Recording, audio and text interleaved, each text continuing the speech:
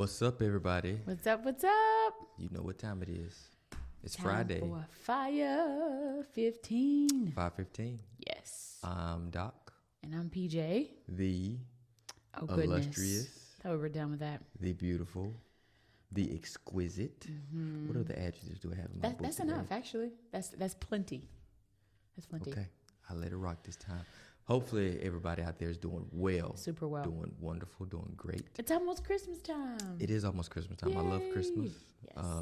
It's just the season of giving. And the season of Jesus, because it's his Because birthday. Jesus is the reason for the season. That's Jesus is the reason Another song. for the season. Yep, Okay. he has a reason. And I tell my kids, don't worry about gifts because it's Jesus' birthday, not yours. That's not what you tell your Oh, kids. that's not what I tell my kids. Speaking of kids, What a we talking couple about of today? things. We're talking about parenting / children, all the things involved, But I think 2.0. I think you got to give the world a caveat. I do have to give the word a Yeah, caveat. she has to give them a So caveat. we have a little visitor with us today. Yep. Speaking of parenting and kiddos, Yep. hopefully he will stay on the station position we put him. But I think it talks about how our life does not stop Does not stop. at the pace of our children. Right. So we have a kiddo we're keeping an eye on. Yeah. He's not doctor sick, No. but he's not school well. Because here's the thing. There Yeah. are certain, and we understand everybody may not be able to do this. Thank God we have the flexibility to be able to do this. Yes. But there's a certain threshold where we don't want to send our kids to school. Yeah. Probably because we don't want them to get other kids sick, Yeah. but also because we wanted to keep an eye on them. But they're not sick enough to go to the doctor. Right. So There's levels to this. There are levels to this. So saying that to say if you hear sniffles or coughs or Yeah. sneezes or mom and dad in the background for this recording, Right. we have a kiddo in the Right. studio with us. Just so you know. So today we're going to do 2.0 on Yes. parenting. I think last time we talked about how not to lose yourself in parenting and how Yes. kids, they need well-balanced parenting. Mm-hmm. And so what are we talking about today? We are talking about parenting again, but I think today talking about how it's so important. And you can probably talk about this. Now, this will be applicable whether you're a parent or not, because if you're not a parent, you have one. Applicable. Applicable. Applicable? Applicable? Or I think it's you got applicable. you got apples? Applicable? It's applicable? I thought it was applicable. Applicable? Ooh. Anyway. Anyway, whether you have kids or not, because you are a kid, you're somebody's kid. Yeah. And you can probably speak to the experiences you've had about how you were raised, if you have any siblings, or if you're only child, how you saw other dynamics. But Yeah. just talking about how important it is to consider how every child is different. Yes. Every person is different. God does not parent us all the same. Yes. God does not put us in a box because Right. of our gifts, talents, and abilities that are different from one another. And Right. so, as we parent, understanding that same piece about I call it pocket parenting. Like you just put a kid in the pocket Yeah. and just Yeah. call it a day. Yeah, I think first that we have to talk about is every child is not their parent. Facts. So the way that you were, the way that you are, the Or way even the that things that you want them to be. yes, But if it doesn't align with who God has called them to be, Yes. you do them a disservice. right.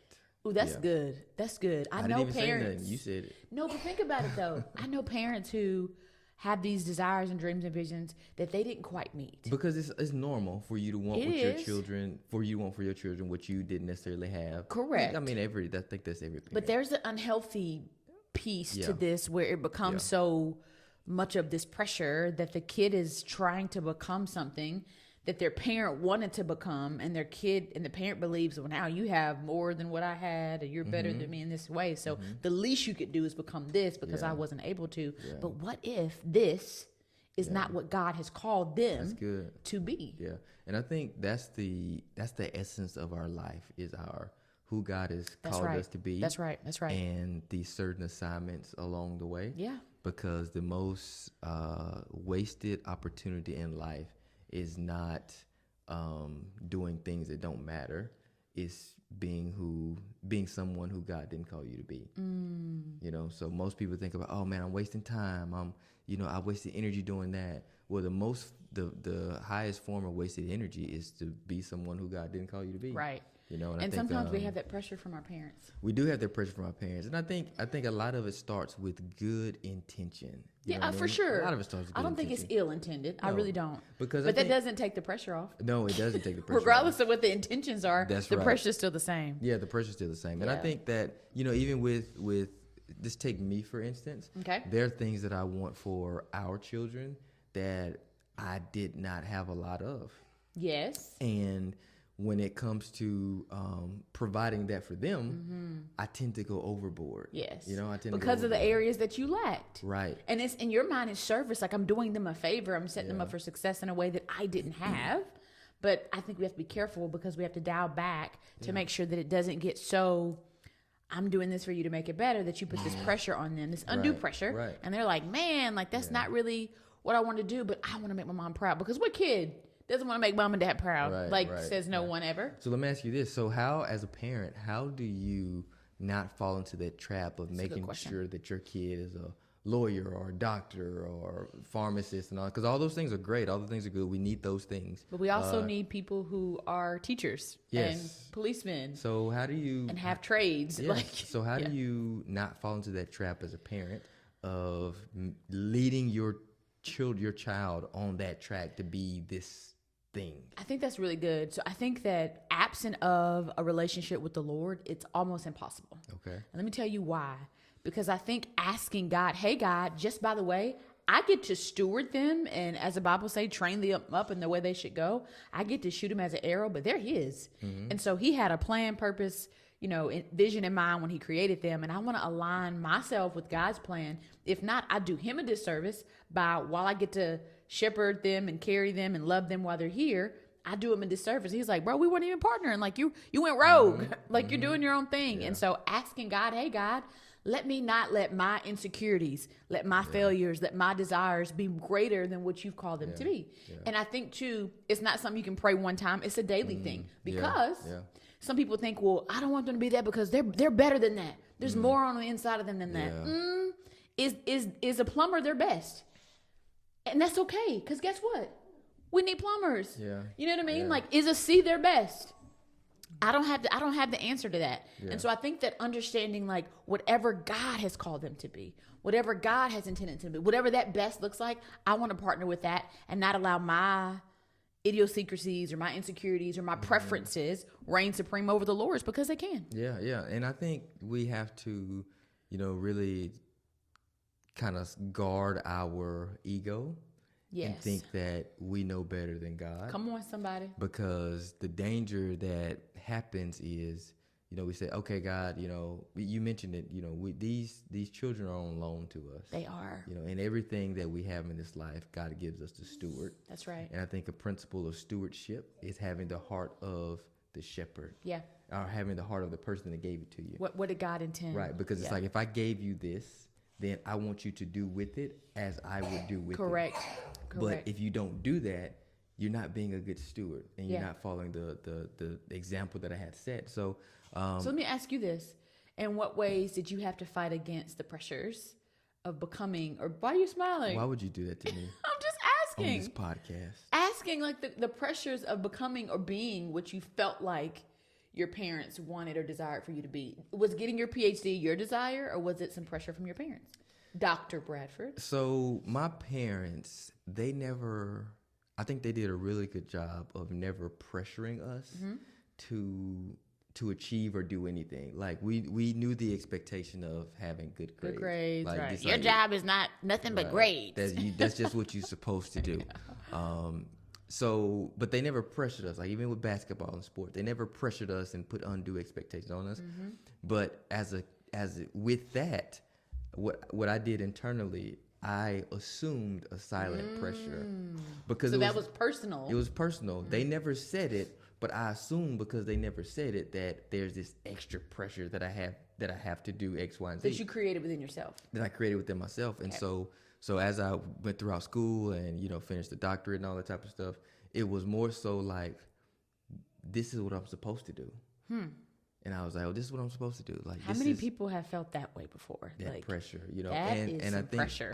I think for me, one thing that I would have loved to have heard from my parents is good job. Good job. Come on, anybody out there who just a good old fashioned, nothing extra, good job could have done something for your soul that would have mended this area of lack or needing affirmation that you just never received. Because I think, like I said, I think my parents are great. I think they're phenomenal. But it just, that's something that I never heard Yeah. that I was like, man, if I wish I would have heard that more. And so that's why even with our kids, I'm always telling them, hey, good job. Like they go to the bathroom. I'm like, good job. Stop. Question, pause. I heard somebody say this. Speaking of that vein, people have said that the now generation, they're soft because they get first place, second place, third place, and then a participation award. We didn't get that back in the day. If you lost, and to be honest, third place is still loser. Yeah, Like back in the day. But now it's second like, place is it's loser. fine. Congratulations, you tried. So does this good jobness feed over into this participation awardness that could set them up for failure? It could boost their ego if they can be super confident, but could also make them feel like I deserve this, that, and the third. So, You know, I think- how does that line draw between affirmation, because it's important, and overly being like, bro, like, but you lost? Yeah, I think you can affirm that you lost. You know, it's like, hey, you did a good job, but you didn't win. You did not win. And here's And that's okay. that is okay. And I think here's a hard truth is that sometimes your best isn't good enough. Facts. But are we having those conversations with our kids as well? Like, we got to do both sides of the coin. Like, I think affirming is important. Yeah. We see that there's Right. issues and lack that come if you don't. But at the same time, on the same coin, hey, like, you tried your best, and guess what? Right. You didn't win. You didn't That's win. okay. You didn't win. okay. So I think also, you know, I don't think that's. I think when you reward someone for, you know, especially children. Yeah. You know, you want to encourage them to participate and to keep participating. Yeah. But at some point, they have to learn a lesson. Like every time that you compete, you're not going to win. Right. And I think that at a young age, affirming builds something on the Right, inside of them. right. But then there's a conversation that happens later. So I don't think you tell a 6-year-old, loser, like, get out of here. You know, right, like, right. but at the same time, like, maybe when they're 8 and they're competing at a higher level, like, hey, son, hey, girl, like, hey, sis, like, you didn't win this time, and that's okay. And also, parents, stop showing out at them football and basketball games. Stop showing out. Stop doing that. You embarrassing people. Like, if your kid not making a play, it ain't the coach's fault. It ain't the ref fault. Work with them at home. You felt that in yourself. I'm just saying because I felt had that in your because I had spirit. to do the work myself. Yeah. And it's like, bro, sis, don't be screaming at the ref. Like, if your child's sorry in football, But ask the Lord. Maybe they should be playing soccer. That's why you got to be in tune to the Holy Spirit. Oh, what your child need to do. Yes. And I do think sometimes you have to try it out. You Try have out to try it different out, things to see what your child is skilled at. But the Lord will give you wisdom. Like, I believe that Yeah. He'll give you wisdom. Like, this is your child's bent. Maybe it's Right, music. Maybe it's right. academics. Maybe it's athletics. Maybe it's And it's whatever. our job as parents to pull it out. Yes, To pull it out. is. You know, so it's like the worst thing that I think we can do for our children or any child is to put them on a path that God never created them to be on. Yeah.